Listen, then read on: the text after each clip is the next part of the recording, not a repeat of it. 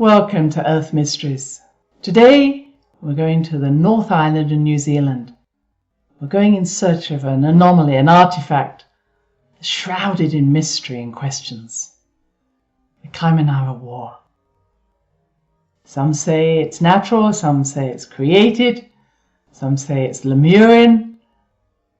We're going to explore it for ourselves. We may not have all the answers, but at least we can see it for our own eyes. Are you ready? Let's go. First of all, we start off on the shores of Lake Taupo, surrounded by amazing volcanic mountains. In fact, the lake itself was a caldera and filled with beautiful fresh water. I had the privilege many years ago of going fishing on this lake in the early morning, and watching the mist rise above the water was one of my most magical experiences. But we're going to drive away from there. We're going to go along the road until we reach a dirt road, where the dirt road leads us into the bush, into the forests. And here we are. I have to say that when my husband and I went in search of it, we tried to follow the maps. Our GPS definitely didn't know where this was. And we ended up passing the site several times before we found some hikers who could help us. Said, yes, maybe we do know where this is, and perhaps you need to turn around, and if you reach that point, you've gone too far. So we crawled along the road until we found this tiny sign that the New Zealand government had placed by the wall. And we knew we were in the right spot. And here's me saying, there you are! We've been searching for you! And as we came up to this wall, we could see what it was called. It's called a rock formation, because the official line is that this is just a natural formation from a volcanic eruption a long time ago. They will not admit that it could in any way have been man-made or made by other beings. In fact, they are insistent on this and really are desisting from doing any other surveying in this area. They don't want it to be found, they don't want it to be looked at. And yet those who have studied it believe the rock is not as they describe. They believe it is a silica-rich volcanic rhyolite, which is actually located 10 miles away. And so why would anybody bring these stones, these rocks, to this place? Now, what I know about volcanic rocks, especially something that's silica-rich, they are only found, as you can imagine, where there is a fault in the energy lines. But this also means that there's a very strong magnetic field. There's also the presence of water which flows across the stone, creating electric currents. And that silica, as you may know, is used in car computers. It has the ability to store information and conduct it to a certain degree. As I've looked at these stones, I've recognized that they have a certain shape. These are what we call polygonal stones. And you can see that even though someone may say they're natural formation, those vertical and horizontal lines do look as if they were once carved or in some way shaped. And a true polygonal stone, such as this one that's found in Cusco in Peru, is many-angled or many-sided and is thought to be over 5,000 years old. And what is magical about them is that there is no mortar, no clay that holds them together, and yet they retain their shape even in the presence of earthquakes. So what am I saying? I have seen a familiarity in such walls, in such stones, found specifically on fault lines where there are strong magnetic currents coming up from the earth, strong telluric energies.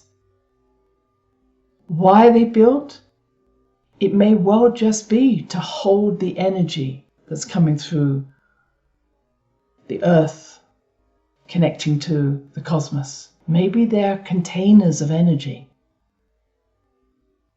But I do not believe that this is just a coincidence, just a natural formation.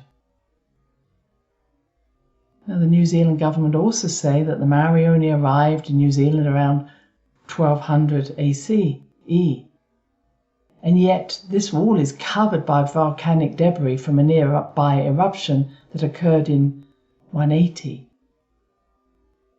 CE. So it definitely was here before the Maori. And when I asked my beautiful Maori Tahunga, my wise woman, what was it and when did it occur, she said it was there in the times of Lemuria. And what we know is Lemuria was present in this land, in these lands of New Zealand, way back around 12,000 BC. New Zealand went through many changes. It did go underneath the waters at one time and then re-emerged. Were these stones there then? Were they buried once in water and then re-emerged with the land? Anything is possible. And if you look between the stones, you'll see that the stones are also very vertically carved, and they have a distance of perhaps 6 feet here, going way back. So the cracks are not just on a surface.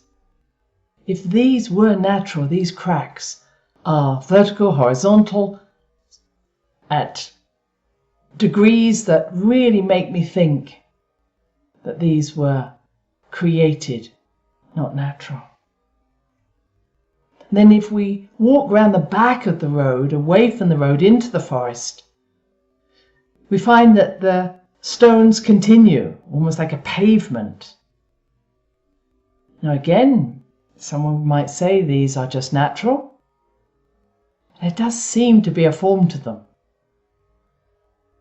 And I suggest that if we were able to observe and go deeper into the forest, we might find them way into the forest here, not just near what is now the road. Now, someone did dig down into the earth when it was allowed, or maybe it wasn't allowed, but they did this, and they found that there was what appeared to be a floor. But when they tapped on that floor, it was hollow. So perhaps this isn't a floor, but a roof with a chamber below.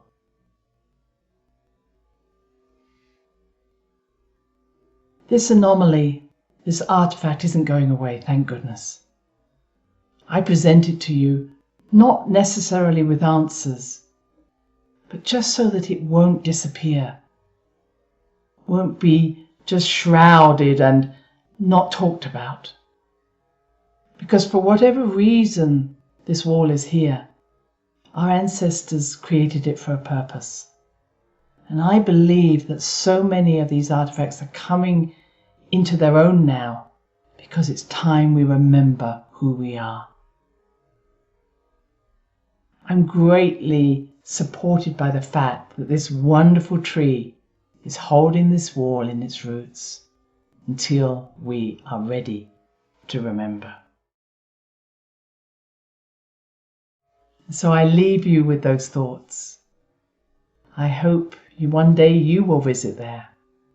But in the meantime, we will journey again to other places where the truth is waiting to be found. Bye-bye.